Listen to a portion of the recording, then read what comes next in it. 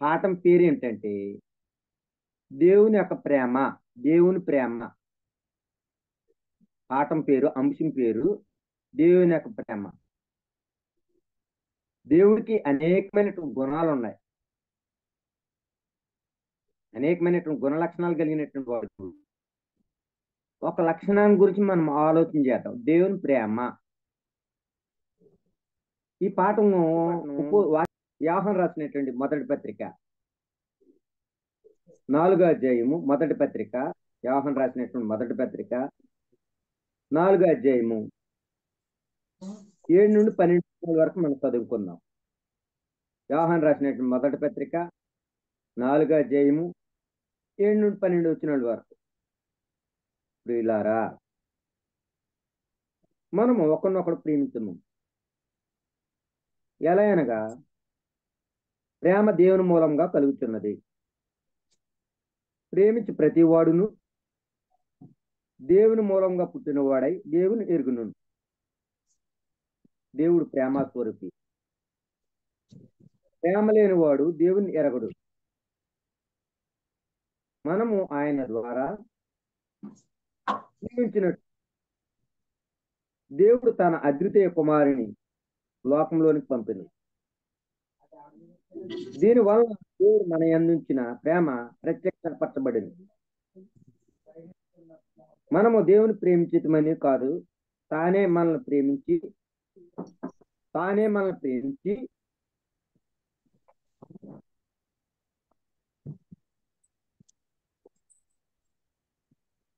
ఇందులో ప్రేమ ఉన్నది. ప్రియులారా, దేవుడు మనల్ని ఎలా ప్రేమింపగా మనం ఒకరినొకడు ప్రేమింపబద్ధులమై ఉన్నాము. ఇప్పుడును చూచి ఉండదు. మనము ఒకరినొకడు ప్రేమించిన ఎడల దేవుడు మన యందు నిలిచి ఉండును. ఆయన ప్రేమ మన యందు సంపూర్ణమగును. బైబిల్లో ప్రేమ అనేటువంటి పదము అనేక సార్లు మనం అనేక వచనాలు మనం చూస్తా ఉన్నాం.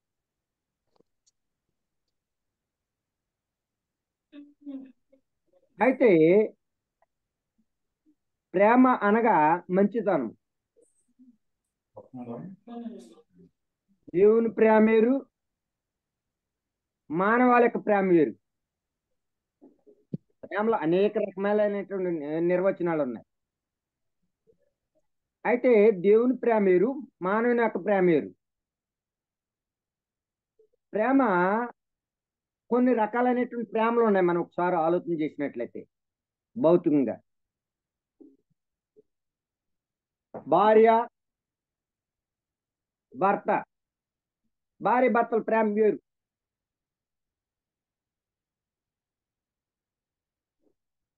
కుటుంబంలో అన్నదమ్ములు, అక్క చెల్లెళ్ళు, తల్లిదండ్రులకు ప్రేమ వేరు.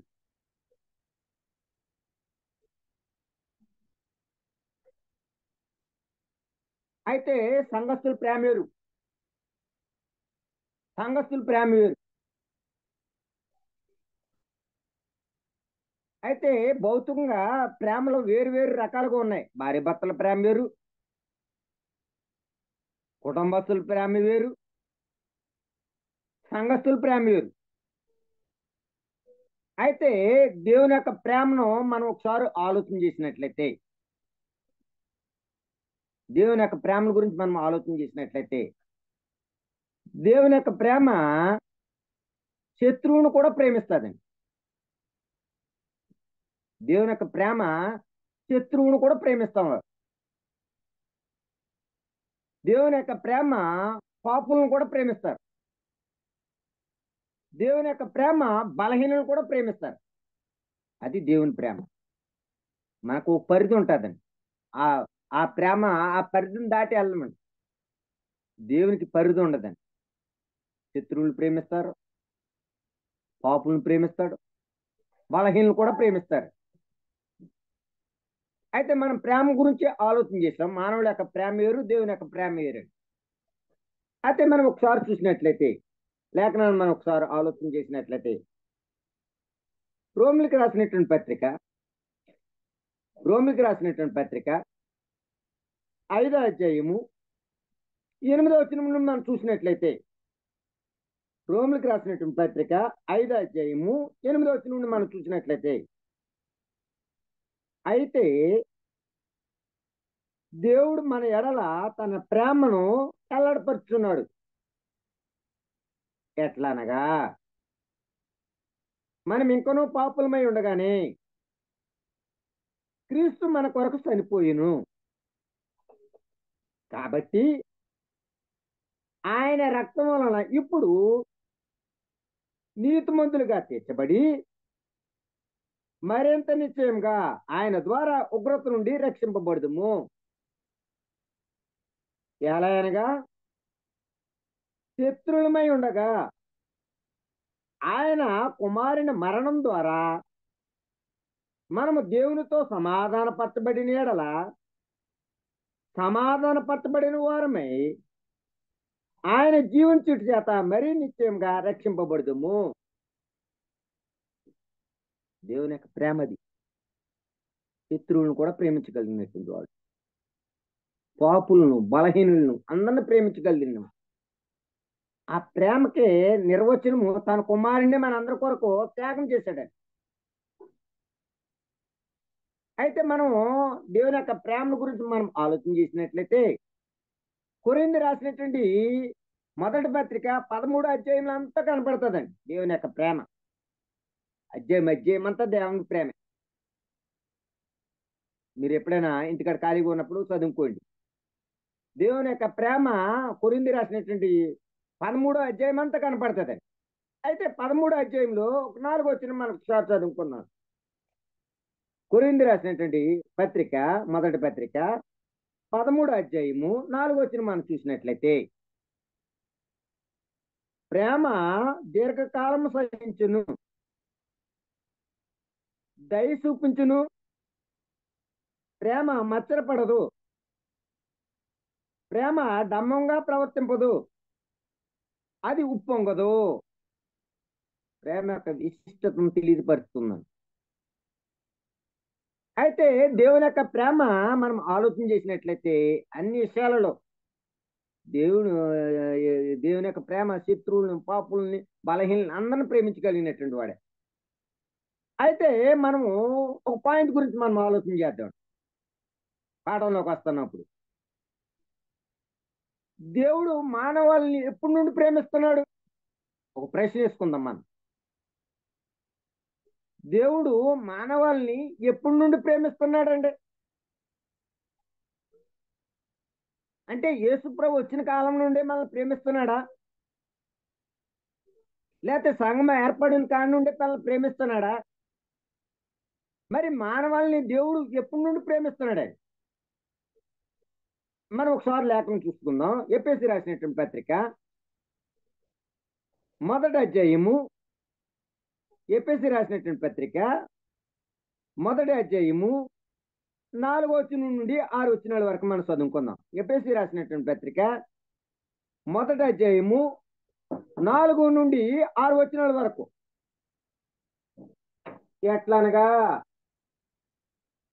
ఎట్లనగా తన ప్రియని యందు తాను ఉచితంగా మనకు అనుగ్రహించిన తన కృపా మహిమ కీర్తి కలిగినట్లు తన చిత్త ప్రకారమైన దయా సంకల్పం చొప్పున యేసుక్రీస్తు ద్వారా తన కుమారులుగా స్వీకరించుటకై మనలను ముందుగా తన కోసం నిర్ణయించుకుని మనము తన ఎదుట పరిశుద్ధులమును నిర్దోషములై ఉండవలెనని జగత్ పునాది వేయబడక మునిపే ప్రేమ చేత ఆయన క్రీస్తులో మనల్ని ఏర్పరచుకును. దేవుడు మానవాళిని ఎప్పటి నుండి ప్రేమిస్తున్నాడంటే, జగత్ పునాది వేయబడక ముందు నుండే ప్రేమిస్తున్నాడండి. దేవుని యొక్క సంకల్పంలో దేవుని యొక్క ఆలోచన అండి అది. దేవుడికి తనకు ఒక కుమారుడు ఉన్నాడు. తన కుమారుడు అనేక సహోదరులు జ్యేష్ఠుడిగా ఉండాలన్నది దేవుని యొక్క ఆలోచన. అందుకని అనేక మంది కుమారులు పుట్టించాడు. పుట్టించినట్టు మానవుడు మళ్ళా దేవుని యొక్క సంకల్పానికి విరుద్ధంగా వెళ్ళిపోతాడో తప్పిపోతాడో అన్న సంగతి దేవునికి తెలిసింది సృష్టి ముందే. మరలా తప్పిపోయినటువంటి కుమారుడిని తన కుమారుడైనటువంటి యేసుప్రభు ద్వారా రక్షింపబడాలని, రక్షింపబడినటువంటి బిడ్డ ఎలా ఉండాలని ఆలోచన చేస్తున్నాడంటే పరిశుద్ధులను నిర్దోషులమై ఉండాలని నిర్ణయించుకున్నాడు. పరిశుద్ధులు నిర్దోషులై ఉండాలని జగత్ పునాది వేయబడుతుంటే తన ప్రేమ చేత, తన కుమారుడైన యేసుప్రభు ప్రేమ చేత వాళ్ళందరూ కూడా ఏర్పాటు చేసుకున్నాడు. అంటే జగత్ పునాది వేయబడుతున్న మనమందరం కూడా ఎలా ఉండాలో ఆలోచన చేస్తున్నాడండి. పరిశుద్ధులను నిర్దోషులమై ఉండాలంటున్నాడు. అంటే దేవుడు ఎవరి ద్వారా సంతోషపడుతున్నాడండి? దేవుడు తన కుమారుని ద్వారా మాత్రమే సంతోషపడతాడు. తన కుమారుని ఎవరైనా అంగీకరించలేదనుకోండి, తన కుమారుడు ద్వారా ఏ ఇనపాలు కూడా తెలియపరచుకోలేదనుకో దేవుడు సంతోషపడ్డాడు. భూమి మీద అంత ప్రాధాన్యత ఇచ్చాడండి యేసుప్రభు వారికి. యేసుప్రభుకి దేవుడు ఇచ్చినటువంటి స్థానం ఏంటంటే అన్నిటికంటే ప్రాముఖ్యత ఇచ్చాడు. తన కుమారుడు ద్వారా ఎప్పుడైనా సంతోషపడతాడండి. మనం ఒకసారి చూసినట్లయితే, లేఖనం చూసినట్లయితే మత్తయి రాసినటువంటి సువార్త 3వ అధ్యాయము 17వ వచనం మనం చూసినట్లయితే, మత్తయి రాసినటువంటి సువార్త 3వ అధ్యాయము 17వ వచనం మనం చూసినట్లయితే 3:17 వచనంలో, మరియు ఇదిగో ఈయనే నా ప్రియ కుమారుడు, ఈయన యందు నేను ఆనందిస్తున్నానని ఒక శబ్దము ఆకాశం నుండి వచ్చాను. అంటే దేవుడు తన కుమారుడు ద్వారా మాత్రమే సంతోషిస్తాడు. అంతేకాదు మనం చూసినట్లయితే దేవుడు సంతోషపడతాడు. అయితే ఎక్కువ వచ్చిన మనం చూసుకున్నాం. రోమిలకు రాసినటువంటి పత్రిక 8వ అధ్యాయము, రోమ పత్రిక 8వ అధ్యాయము 28 నుండి మనం చూసుకున్నట్లయితే, రోమ పత్రిక 8వ అధ్యాయము 28 నుండి 29 వచ్చిన మనకు చూసుకుందాం. ఒకసారి లేఖనంలో ఆలోచన చేద్దాం. దేవుని ప్రేమించు వారికి, అనగా ఆయన సంకల్పం చెప్పిన పిలువబడిన వారికి మేలు కలుగుటకే సమస్తము సమకూడి జరుగుతున్నవని ఎరుగుదుము. ఎందుకనగా తన కుమారుడు అనేక సహోదరులు జ్యేష్ఠుడగినట్లు దేవుడు ఎవరిని ముందుగా ఎరుగునో వారు తన కుమారుని స్వారూప్యం గల వారుకు మనల్ని ముందుగా నిర్ణయించుకున్నాడు. అంటే జగత్ పునాది వేయబడమునిపై దేవుని గురించి, నా గురించి ఆలోచించాడు. తన కుమారుడు ద్వారా మనమందరూ కూడా దేవుని యొక్క సంకల్పంలో రావాలని. అంటే దేవుడు మానవాళ్ళని ఎప్పటి నుండి ప్రేమిస్తున్నాడంటే జగత్ పునాది వేయబడక నుండి ప్రేమిస్తా ఉన్నాడు. ఇప్పుడు అప్పుడు మధ్యలో వచ్చినటువంటి ప్రేమ కాదండి. నిత్యత్వంలో నుండే మన గురించి ఆలోచన చేసాడండి. ఈ సృష్టి ముందే తన కుమారుడు సృష్టి కలగజేయాలా, ఆ సృష్టిలో తన కుమారుని జ్యేష్ఠుడిగా చూడాలనుకున్నా, ఆ తప్పిపోయినటువంటి మానవులు మళ్ళా యేసుప్రభు ద్వారానే మళ్ళా రక్షించుకోవాలని, ఆ రక్షింపబడినటువంటి బిడ్డ పరిశుద్ధులు నిర్దోషులమై ఉండాలని దేవుని యొక్క ఆలోచన అండి. దేవుని ప్రేమ అండి, అపురూపమైనటువంటి ప్రేమ అండి. దేవుని ఎప్పుడు ప్రేమించాడంటే, ఎప్పుడు నుండి ప్రేమిస్తానంటే జగత్ పునాది నుండి, నిత్యత్వం నుండి ప్రేమిస్తా ఉన్నాడు. రెండో పాయింట్గా మనం ఆలోచన చేద్దాం. దేవుని ప్రేమ మానవాళ్ళని సృష్టించాను, సృష్టి అంతా ఇచ్చాడు దేవుడు, తన బిడ్డలకు ఇచ్చాడండి ఈ సృష్టిని అంతా కూడా. మానవాళ్ళని దేవుడు ప్రేమించాడు కనుక మానవాళ్ళని సృష్టించాడండి. సృష్టింపబడినటువంటి మానవుడికి ఈ సృష్టిని అంతా ఇచ్చాడండి. మనం ఒకసారి చూసినట్లయితే, లేఖనం మనం ఒకసారి ఆలోచన చేసినట్లయితే, అపోస్తుల కార్యములు 14వ అధ్యాయము 17వ వచనం మనం చూసినట్లయితే, అపోస్తుల కార్యములు 14వ అధ్యాయము 17వ వచనం మనం చూసినట్లయితే,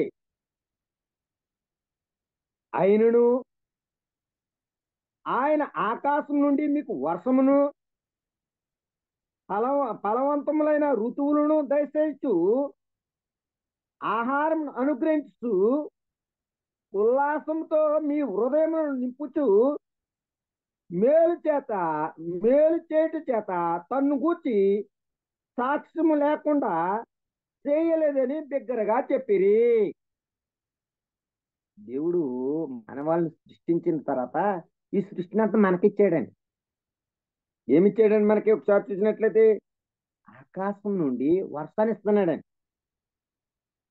ఫలవంతమైనటువంటి ఋతువులు దయచేస్తున్నాడండి, ఆహారాన్ని అనుగ్రహిస్తున్నాడండి. ఇవన్నీ కూడా తన మేలు చేత మన అందరికి ఏ కాలంలో ఏ ఫలాలు అవ్వాలో అన్ని ఇస్తున్నాడండి. ఇప్పుడు ఇప్పుడు ఏ కాలం అండి మనది? శీతాకాలం. ఇప్పుడు ఏ పళ్ళు దొరుకుతాయండి మనకి? కమలాకాయలు దొరుకుతాయి, దానిమ్మకాయలు దొరుకుతాయి, ఇంకేం దొరుకుతాయండి? యాపిల్స్ కాయలు దొరుకుతాయి, ద్రాక్ష పళ్ళు దొరుకుతాయి. ఇవన్నీ దేవుడు తన పిల్లలకి ఏ కాలంలో ఏమి ఇవ్వాలో అన్ని ఇచ్చాడండి. ఎంత ప్రేమ అండి ఆయనకి! దేవుని యొక్క ప్రేమ గురించి మనం ఆలోచన చేసినట్లయితే సృష్టించినటువంటి మానవుణ్ణి ఈ సృష్టిని అంతా ఇచ్చాడండి, ఏ కాలంలో ఏం కావాలో. అయితే సృష్టింపబడినటువంటి మానవుడికి అన్నిచ్చాడు, కానీ ఏం చేయట్లేదు, దేవుని మహింపరచట్లేదు. కానీ ప్రకృతి దేవుని మహింపరుస్తుందండి. దేవుడు సృష్టించినటువంటి ప్రకృతి ఏం చేయాలి? దేవుని మహింపరుతుంది. కానీ దేవుడు మానవుడు ప్రేమిస్తాడు, ప్రేమించి ఇన్ని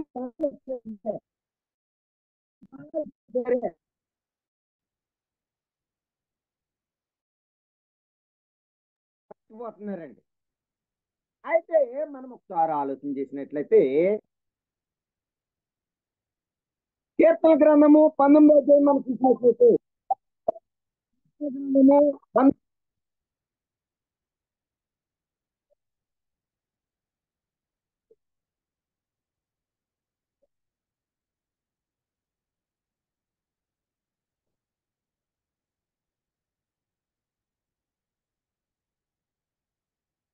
కీర్తన గ్రంథము 19వ చూసినట్లయితే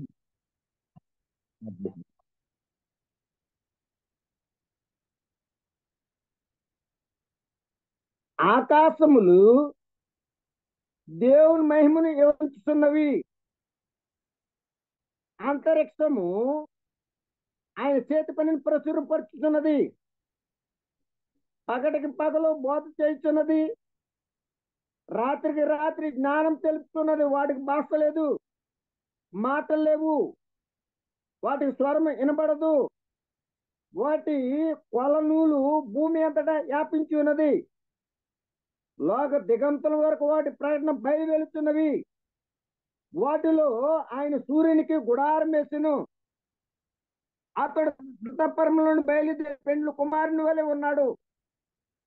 సూర్యుడు పరిగెత్తును ఉల్లాసించినట్లు తన పదమునందు పరుగెత్త నుల్లాసించుతున్నాడు. ఇలాగ మనం అధ్యాయం అంతా చదువుకున్నట్లయితే ప్రకృతి దేవుని మహిమపడుతుంది. దేవుడు మానవాళి ప్రేమించి ఈ సృష్టిని అంత ఇస్తే, సృష్టింపబడినటువంటి సృష్టిని అంతా అనుభవిస్తుంటే ఆ అనుభవించినటువంటి వాడు ఎవరిని మహిమపరచలేదంటే దేవుని మహిమపరచలేదండి. మనం ఆలోచన చేసినట్లయితే అందరు వ్యర్థులైపోయారండి. దేవుని కృతజ్ఞతలు చెల్లించడం ఏం చేసి వాదన పెట్టుకుంటున్నారు. అందరు కూడా త్రోవ తప్పిపోయారని మనం లేఖనాలు మనం చూడగలదు. అయితే ప్రకృతి దేవుని మహిమపరుస్తుందండి. అయితే మనం చూసినట్లయితే మరి మూడో పాయింట్గా మనం చూసినట్లయితే పితరుల కాలంలో మోసే కాలంలో దేవుడు తన ప్రేమను ఎల్లడిపరిచాడు. పితరుల కాలంలో మోసే కాలంలో కూడా దేవుడు తన ప్రేమను ఎప్పుడు కూడా మానవాళి మీద కనుపరుస్తూ ఉన్నాడు.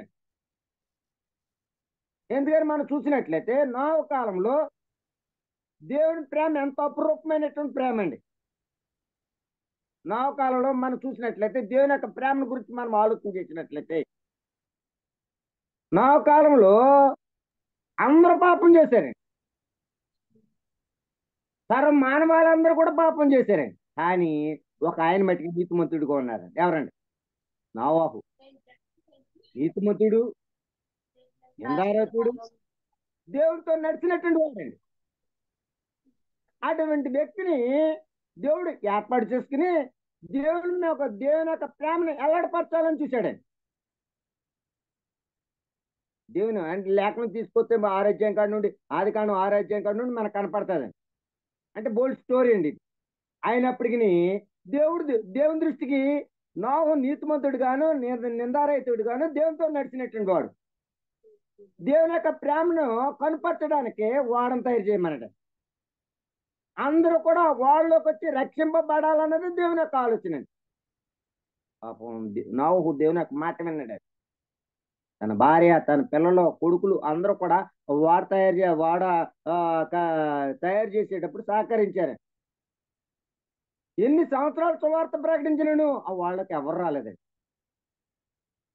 అయినప్పటికీ దేవుడు అవకాశాన్ని ఇచ్చాడండి. అవకాశాన్ని ఇస్తే ఎవరు కూడా రాలేదు. కానీ నా కుటుంబం మాత్రమే రక్షింపబడ్డారు, దేవుని యొక్క ప్రేమకు లోబడినటువంటి వారు కనుక. అదేవిధంగా దేవుని యొక్క ప్రేమ అబ్రాహాము విషయంలో కూడా మనం చూసినట్లయితే ఎలాంటి పరిచాడు. అంతేకాదు ఇశ్రాయేలు పట్ల దేవుని ప్రేమను అరణ్య మార్గంలో ఎంత ప్రేమ అండి. అరణ్య మార్గంలో నడుస్తున్నప్పుడు అద్భుతాలు చేశాడు, సూచక్రియలు చేశాడు. ఆహారం కావాలంటే ఆహారం ఇచ్చాడండి, వస్త్రాలు కావాలంటే వస్త్రాలు ఇచ్చాడండి, మన్నా కావాలంటే మన్నా ఇచ్చాడండి, పూరులు కావాలంటే పూరులు ఇచ్చాడు. ఎంత ప్రేమ అండి. ఆ ప్రేమను కనుపరుస్తూ 40 సంవత్సరాలు కూడా కనుపరుస్తూనే ఉన్నాడు. కానీ దేవుని ప్రేమను ఇవ్వగలిగాడు. మనమైతే మన ప్రేమను ఇవ్వలేకపోయాం దేవుడు. అంటే దేవుని అన్ని కాలాల్లో కూడా దేవుడు నవ కాలంలో పితల కాలంలో కావచ్చు, మోసే కాలంలో అవ్వచ్చు, అన్ని కాలాల్లో దేవుని ప్రేమ చూపిస్తానే వచ్చాడు. అయితే మనం 4వ పాయింట్గా మనం చూసినట్లయితే ప్రపంచంలో అందరి కొరకు యేసు ప్రభువునే పంపించాడు. ప్రపంచంలో ఉన్నటువంటి ప్రతి మానవాళి కొరకు దేవుడు ఎంత ప్రేమను కనుపొచ్చాడండి. దేవుని యొక్క రాజ్యము బలాత్కారంతో నిండి ఉన్నదండి. దేవుని యొక్క పరిపాలన లేకపోయిందండి. దేవుడు పరిపాలన చేశాడండి మానవాళి. దేవుడే రాజు అయి ఉన్నాడండి. కానీ రాజ్య పరిపాలన ఆగిపోయిన తర్వాత దేవుని యొక్క రాజ్యం ఎలా ఉన్నదంటే బలాత్కారంతో ఎలా ఉన్నదంటే అందరూ పాపం, ఏ భేదం లేదు, అందరూ పాపం చేసి దేవుడు అనుగ్రహించి మహిమ పొందకపోయారండి. అటువంటి సమయంలో యేసుక్రీస్తు అందుకు పంపవలసి వచ్చిందండి, తన కుమారుడే పంపవలసి వచ్చిందండి. దేవుడు ఎంత ప్రేమ కలిగినటువంటి వ్యక్తి అండి. తనతో ఉన్నటువంటి యేసు ప్రభువుని భూమి మీదకి పంపించాడు. ఆయన వచ్చి మన అందరి కొరకు ఆయన మరణించాడని మనం ఒకసారి ఆలోచన చేసినట్లయితే రోమిలకు రాసినటువంటి పత్రిక 5వ అధ్యాయము 12వ వచనం చూసినట్లయితే 5వ అధ్యాయము 12వ వచనం చూసినట్లయితే రోమపత్రిక 5వ అధ్యాయము 12వ వచనం ఎట్లుండగా ఒక మనుషుని ద్వారా పాపం ద్వారా మరణమును లోకంలో ఎలా ప్రవేశించును, అలాగే మనుషులందరూ పాపం చేసినందున మరణం అందరికీ సంప్రాప్తమయ్యను. మరణం అందరికి వచ్చేసిందండి. భౌతికమైనటువంటి మరణం అందరికీ ఉన్నదండి. ఆత్మీయ మరణం, 2 మరణాలండి మనకి. భౌతికమైనటువంటి మరణం ఉన్నది, ఆత్మ సంబంధమైనటువంటి మరణం ఉంది. అంటే ఆత్మ మరణము, భౌతికమైనటువంటి మరణము మనం ఆలోచన చేసినట్టయితే శరీరం ఇడిచిన తర్వాత, శరీరం చనిపోయిన తర్వాత మరణం, భౌతిక మరణం. ఆత్మ మరణం అంటే పాపం ద్వారా వచ్చేదండి. అయితే మనం ఒకసారి ఆలోచన చేసినట్లయితే యోహాను రాసినటువంటి సువార్త 3వ అధ్యాయము 16వ వచనం మనం చూసినట్లయితే యోహాను రాసినటువంటి సువార్త 3వ అధ్యాయము 16వ వచనం మనందరికి తెలుసున్నటువంటి వచనం. అందరికి మా చర్చ అయితే అందరూ అదే చెప్తారండి, ఖండద్వాక్యం. యోహాను రాసినటువంటి సువార్త 3వ అధ్యాయము 16వ వచనం మనం చూసినట్లయితే దేవుడు లోకమును ఎంతో ప్రేమించును కాగా తన అద్వితీయ కుమారుని పుట్టిన వానియందు విశ్వాసించు ప్రతి వాడును నశింపక నిత్య జీవం పొందినట్లు ఆయనను అనుగ్రహించెను. దేవుడు ఎంత ప్రేమ కలిగినటువంటి అంటే తన కుమారుణ్ణి శిలువ మరణానికి అప్పగించాడు. ఎంత ప్రేమ అండి ఆయనకి. మన పుట్టినటువంటి బిడ్డల్ని ఎవరైనా కొడితే తిడితే మనం సహించగలమండి? నా బిడ్డని ఎవరైనా కొడితే నేను ఊరుకుంటానా? నా బిడ్డని ఎవరైనా కొడితే నేను తిడితే ఊరుకుంటానా? కానీ దేవుని యొక్క ప్రేమ, దేవుడు ఎంతో ప్రేమించాడు, లోకంలో ఉన్నటువంటి ప్రతి మానవుల్ని ప్రేమించాడు. తన కుమారుణ్ణి శిలువ మరణానికి అప్పగించాడండి యేసు ప్రభు. ఎంత ప్రేమ కలిగినటువంటి వ్యక్తి అండి దేవుడు! ఎంత ప్రేమ అండి మన మీద! తన కుమారుని కూడా తనతో కూడా విడిచిపెట్టినటువంటి భాగ్యమని ఎంచుకోలేదండి. రక్తమాంసాలు కలిగిన వ్యక్తిగా ఈ భూమానికి పంపించాడండి. అంతేకాదు ఆయన శిలువ మరణం ద్వారా మనల్ని ప్రేమించాడు. యోహాను రాసినటువంటి సువార్త పత్రిక 4వ అధ్యాయము, మొదటి పత్రిక 4వ అధ్యాయము 8వ వచనం మనం చూసినట్లయితే, యోహాను రాసినటువంటి మొదటి పత్రిక 4వ అధ్యాయము 8వ వచనం, దేవుడు ప్రేమ స్వరూపి, ప్రేమ లేని వాడు దేవుని ఎరుగుడు. అంటే ఇక్కడ మనం ఒకసారి ఆలోచన, దేవుడు ప్రేమ అంటే ప్రేమలో అంతం లేదండి. ఎంత గొప్ప అండి దేవుడు ప్రేమాస్వరూపి. ఒకవేళ మనం ప్రేమించలేదు అనుకోండి, దేవుడిని ఎరగనటువంటి వారమేంటి. అయితే మనం ఒకసారి చూసినట్లయితే యోహాను రాసినటువంటి మొదటి పత్రిక 4వ అధ్యాయము 9వ వచనంలో మనం చూసిన, ఆయన ద్వారా జీవించినట్లు దేవుడు తన అద్వితీయ కుమారుని లోకము పంపెను. దీని వల్ల దేవుడు మన మీద ఉంచిన ప్రేమ ప్రత్యక్షపరచబడెను. ఆయన ప్రేమ తన కుమారుని ఎల్లడిపరిచాడండి. తన ప్రేమ కనుపరిచాడండి మనం భూమి మీదకి. తన కుమారుని పంపించి తన ప్రేమను ఎల్లడిపరిచాడు. ప్రేమలో త్యాగం ఉన్నదండి. దేవుని యొక్క ప్రేమలో త్యాగం ఉన్నదండి, ప్రాయచిత్తం ఉన్నదండి. 4వ అధ్యాయం 10వ వచనం మనం చూసినట్లయితే, మనం దేవుని ప్రేమించుదామని కాదు, తానే మనల్ని ప్రేమించి మన పాపల ప్రాయచిత్తం ఉండుటకు తన కుమారుని పంపి. ఇందులో ప్రేమ ఉన్నది. ప్రేమలో త్యాగం ఉన్నదండి దేవుని యొక్క ప్రేమలో. మనం ఒకసారి చూసినట్లయితే మత్తయి రాసినటువంటి సువార్త చేయడానికి, విమోచించడానికి యేసుప్రభుని పంపించాడు. ప్రేమ ఎంత ప్రేమ అండి! యేసుప్రభు తన ప్రాణాన్ని పెట్టమన్నాడండి. యేసుప్రభు మనం చూసినట్లయితే యెషయా గ్రంథంలో కనపడుతుందండి, మనకి 53వ అధ్యాయంలో కనపడుతుందండి. మనం దేవుని యొక్క ప్రేమ ఎటువంటిదో మనకు అర్థమవుతుందండి. యేసుక్రీస్తు ఎలాంటి హింసలు పొందాలో ముందుగానే తెలిసింది తండ్రి అనేటువంటి దేవుడికి. 53వ అధ్యాయం మనం చూసినట్లయితే, యెషయా గ్రంథము 53వ అధ్యాయము 10వ వచనం మనం చూసినట్లయితే, 53:10 వచనం, అతన్ని నలుగొట్టుటకు యెహోవాకు ఇష్టమాయెను,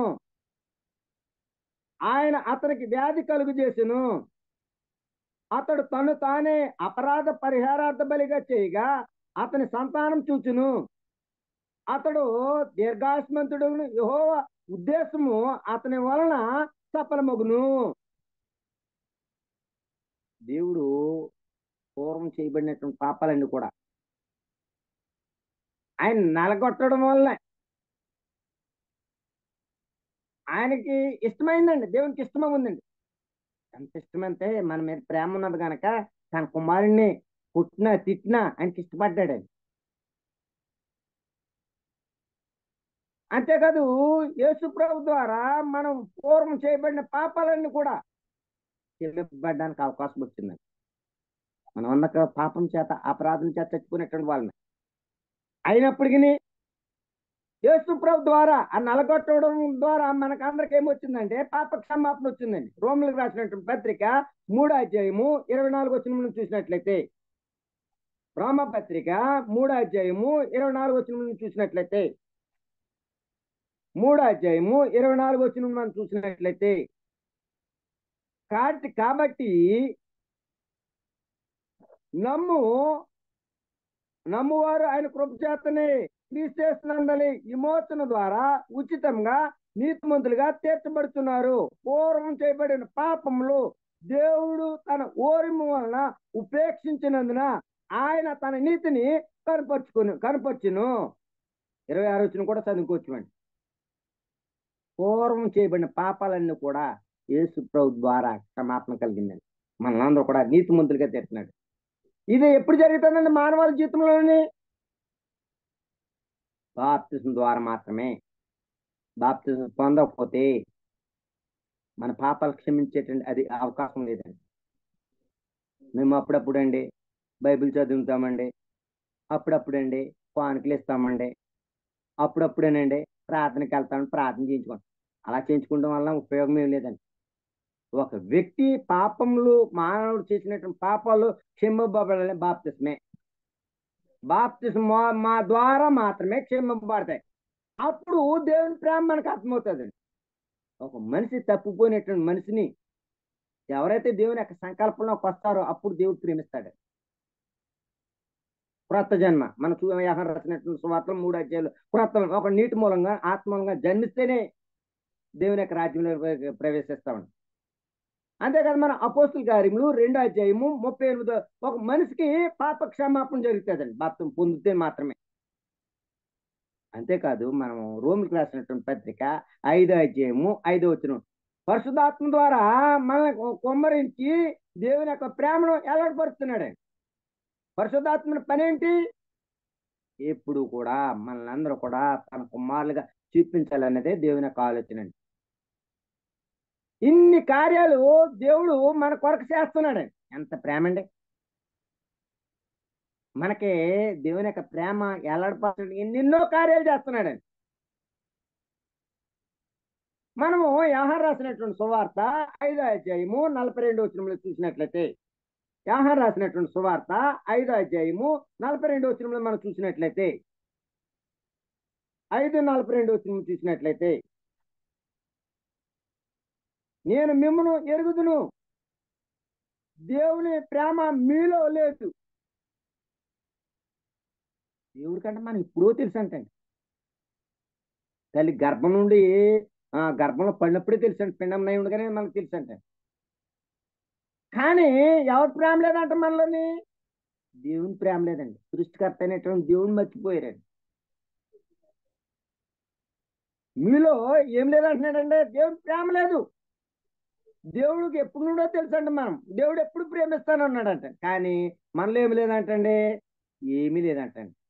అయితే మనం ఒకసారి ఆలోచన చేసినట్లయితే దేవుని ప్రేమ రోమిలకు రాసినటువంటి పత్రిక 8 అధ్యాయము 38 వచనం చూసినట్లయితే, 38 వచనం మనం చూసినట్లయితే, మరణమైనను జీవమైనను దేవదూతలైనను ప్రధానులైనను ఉన్నవైనను రాబోవైనను అధికారులైనను ఎత్తైనను లోతైనను సృష్టింపబడిన మరి ఏదైనను మన ప్రభు అయిన యేసుక్రీస్తునందలి దేవుని ప్రేమ నుండి మనం ఎడబాపేట నేరమని రూఢిగా నమ్ముతున్నాను. దేవుని యొక్క ప్రేమ నుండి ఎడబాపేట వాళ్ళు ఎవరు లేరండి. ఎంత ప్రేమ అండి. దేవుని ప్రేమ ఇతరుల ఏడలు కూడా కనికరం చూపించిందండి. ఇతరుల ఏడలో రక్షింపబడిన తర్వాత ఇతరుల ఏడలో కూడా దేవుని యొక్క ప్రేమను కనపరిచాడండి. యోహాను రాసినటువంటి మొదటి పత్రిక 3 అధ్యాయము, యోహాను రాసినటువంటి పత్రిక 3 అధ్యాయము 17-18 వచ్చిన మనం చూసినట్లయితే, 17-18 వచ్చిన ఈ లోకపు జీవనోపాధి కలివాడై ఉండి తన సహోదరికి లేము కలుగుడు చూచియు అతని ఎడల ఎంత మాత్రం కనికరం చూపును వాని యందు దేవుని ప్రేమ ఎలాగ నిలుచును? చిన్నపిల్లలారా, మాటతోనూ నాలుగుతోనూ కాక స్త్రీతోనూ సత్యంతోనూ ప్రేమించుతుము. ఇతరుల ఎడ కనికరం చూపించాలి. మనకు 10 రూపాయలు అనుకోండి, 1 రూపాయి ఎవరొకరు పెట్టాలండి. మొన్న హైదరాబాద్ వెళ్ళానండి. వెళ్ళినప్పుడు అక్కడ టీ కొట్టుకాడ అన్ని సువార్త ప్రకటించానండి. ఎవరెవరికో నేను నెలకి 10,000 రూపాయలు సతీష్ కుమార్కి ఇస్తున్నానండి అన్నాడు. ఎందుకయ్యా అతను పొలాలు కట్టుకొని బిల్డింగ్లు కట్టుకుంటున్నాడు, ఎందుకయ్యా 10,000 ఇస్తున్నావా? ఆ 10,000 నీ పక్కన ఉన్నటువంటి వాళ్ళు ఎవరైనా అనాథ వస్తారు చూడు, వాళ్ళ బట్టలు ఎవరికైనా టిప్ని ఒక 15 రూపాయలు అని చెప్పానండి. అది ప్రేమ అండి అన్నాను. దుబ్బు నోటి వాడు దుబ్బిస్తే దాచుకుంటాడు, ఆడేమిస్తాడో అని చెప్పాను. అంటే మనకు రూపాయి కలిగి ఉంటే ఆ రూపాయలు 10 రూపాయలు 10 పైసలు. అది దేవుని ప్రేమ అండి. ఇతరుల ఏడల కనికరం చూపించుకున్నాడు. మరి దేవుడు మనల్ని ఎంతో ప్రేమించాడండి, మన కొద్దైనా చూపించాలి కదండి. అంతేకాదు మనం ఒక చూసినట్లయితే యోధా పత్రిక మొదటి అధ్యాయము, యోధా పత్రిక మొదటి అధ్యాయము 21 వచనం మనం చూసినట్లయితే, ప్రియులారా మీరు విశ్వసించు అతి పరిశుద్ధమైన దాని మీద మిమ్మల్ని మీరు కట్టుకొనుచు పరిశుద్ధాత్మలో ప్రార్థన చేయొచ్చు నిత్య జీవార్థమైన మన ప్రభు అయిన యేసుక్రీస్తు కొరకు కనికరం కొరకు కనిపెట్టుచు దేవుని ప్రేమను నిలుస్తున్నట్లు కాచుకుని ఉండు. దేవుని ప్రేమలో నిలవబడాలంటే దేవుని యొక్క ప్రేమ ఉప్పొంగిపోదండి, దమ్మంగా మాట్లాడదండి. ప్రేమ ఉన్నటువంటి వాడు ఏదో ప్రతిక్రియ చేయాలి. చాలా మంది జీవితాల్లో దేవుని ప్రేమ కనపడతలేదు. పేదవారి పట్ల, ఆకలి కొన్నటువంటి వారి పట్ల, వస్త్రాలు లేని వారి పట్ల ఏ కార్యాలు చేయట్లేదండి. మరి ఇన్ని కోట్లు సంపాదించుకుంటే ఒక్క కోటాన్ని కూడా తీసుకెళ్ళగలమా? తీసుకెళ్ళమండి. కోట్లు కోట్లు కోట్లు తన పిల్లల 4-3 తరాలకు దాచేసుకుంటున్నారు. కానీ దేవుడు ఇచ్చినటువంటి గొప్ప భాగ్యం ఏంటంటే దేవుని ప్రేమ మనలో ఉంటే ఆ ప్రేమ ఎంతో కొంతమందికి సహాయం చేయాలని, ఏదో ఒక పని నచ్చినటువంటి పని మనం చేసుకోగలగాలి. అయితే మనం ఒకసారి ఆలోచన చేసినట్లయితే ఈ ప్రేమ, దేవుని యొక్క ప్రేమ అపురూపమైనట్టుందండి. ఈ గుణము దేవుని దగ్గర ఉన్నదండి. మనం ఏం ఆలోచన చేశామంటే 4 ఆలోచన చేశామండి. మనము ప్రేమకు నిర్వచనం చెప్పుకున్నాము. దేవునికి ఎప్పుడు నుండి తెలుసు అంటే మనం ఏం మాట్లాడుకున్నాం, మానవాళ్ళు ఎప్పుడు నుండి ప్రేమిస్తున్నాడని, జగత్ పునాది నుండి ఏ బండి ఉంది దేవుని ప్రేమిస్తున్నాడని. దేవుడు మానవాళ్ళని ప్రేమించి సృష్టినాథ ఇచ్చి సృజించి సృష్టినిచ్చాడండి. అంతేకాదు నోవ కాలంలో దేవుడు, పితరుల కాలంలో, మోసే కాలంలో, ఇశ్రాయేలు కాలంలో దేవుడు తన ప్రేమని అలవాటుపరుచుకుంటానే వచ్చాడండి. అంతేకాకుండా ప్రపంచంలో అందరి కొరకు యేసు ప్రభు వారు పంపించి తన ప్రేమను ఎలాడపరుచుకున్నాడు. ఎలాడపరిచినప్పటికీ అనేక మంది తన కుమారుడైన యేసు ప్రభుని అంగీకరించట్లేదండి. ఎవరైతే ఒప్పుకుంటారో నోటితో ఒప్పుకోనాలండి యేసు దేవుని యొక్క కుమారుడని మన హృదయం విశ్వాసించి మన నోటితో మనుషులందరూ ఎదుట ఒప్పుకొనవలసి ఉన్నదండి. అనేక మంది బాప్తిసాలు పొందుతున్నారండి దేవుని ప్రేమను పొంది. కానీ బాప్తిసాలు ఒప్పుకెళ్ళ వాళ్ళో తెలియట్లేదండి. పాపం నేను ముచ్చబడ్డాను. ఏ సంఘంలో ఉన్నటువంటి వారైనా ముచ్చబడ్డాం, మేము ముచ్చబడ్డాం అంటే మేము చిలకరం తీసుకోలేదండి, మేము జెండాకని తీసుకోలేదండి ఇవే చెప్తున్నారు. కానీ మేము ముచ్చబడ్డాం అంటున్నారు. కానీ మన బాప్తిసంలో దేవుని యొక్క ప్రేమని ఎలాడిపోచ్చాడు, తన కుమారుని అంగీకరించాలంటండి, ఒప్పుకోనాలంటండి. బ్రదరు నువ్వు బాప్తిసం ఇచ్చినప్పుడు ఏం ఒప్పుకోలు పొందావు అంటే ఒప్పుకోలేంటండి, పాపాలు ఒప్పుకోవాలండి. అంటే రక్షింపబడిన తర్వాత పాపాలు ఒప్పుకోమన్నాడండి. నీ సహోదరుడితో నువ్వేదైనా తప్పు జవాబు చేసినట్లేదు అది. అయితే ఈ చాలా మందికి సత్యం తెలియదండి. స్త్రీ సంఘంలో ఉన్నటువంటి మనము లోతుగా ఆలోచన చేయాలండి. దేవుని యొక్క ప్రేమను పొందాం. నా బాప్తిసము సరైనదా కాదా? నేను బాప్తిసం పొందేటప్పుడు నా నోటితో నేను ఒప్పుకున్నా లేదా యేసు దేవుని యొక్క కుమారుడని మన హృదయం విశ్వాసించి మన నోటితో మనుషులందరూ ఎదుట ఒప్పుకోనాలండి. అంటేనే యేసుప్రభు అన్నాడు, మనుషులు ఎదుట ఎవరైతే ఒప్పుకుంటారో పరలోకంలో నా తండ్రి దగ్గర ఒప్పుకుంటాను. మనుషులు ఎదుట ఎవరైతే ఒప్పుకుంటారో పరలోకంలో నా తండ్రి దగ్గర మాకొంది ఒప్పుకోలు. ఒక మనిషి ఒప్పుకుంటేనే దేవుని యొక్క ప్రేమను అర్థమవుతుందండి. చాలా మంది ఒప్పుకుంటలేదండి. అనేక మంది బాప్తిసాలు ఫెయిల్ అయిపోతున్నాయి, సత్యాన్ని గుర్తెరుగుతలేదండి. కానీ ఈ దినానే మనం విలువైనటువంటి పాఠాన్ని ఇచ్చుకున్నాం. దేవుడు ప్రేమ కలిగినటువంటి వ్యక్తి. అన్ని సందర్భాలలో, అన్ని సమయాలలో దేవుడు మన మీద అన్ని కాలంలో ప్రేమను చూపిస్తానే వచ్చాడండి నిత్యత్వం నుండి. యేసు ప్రభు ద్వారా రక్షింపబడిన తర్వాత కూడా తన ప్రేమను ఎలాడపరుస్తున్నాడు తన కుమారుడు ద్వారా.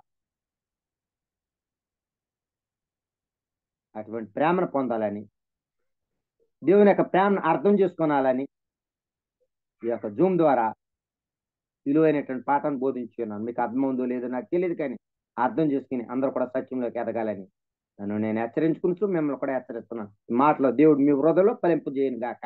ఆమేన్.